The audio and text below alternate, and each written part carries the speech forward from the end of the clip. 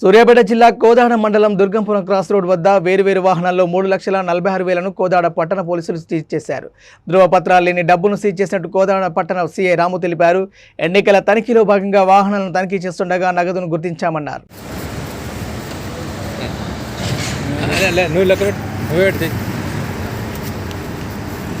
कितने अमाउंट 196 1,96,000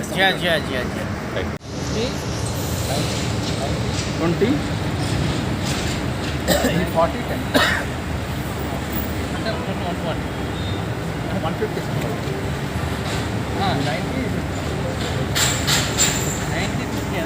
ఇది 10 సార్ ఇది 50 ఇది 50 ఇది 10 ఆయన లెక్క ప్రకారంగా మరి ఎట్లా పెట్టి మళ్ళీ సపరేట్ అంటే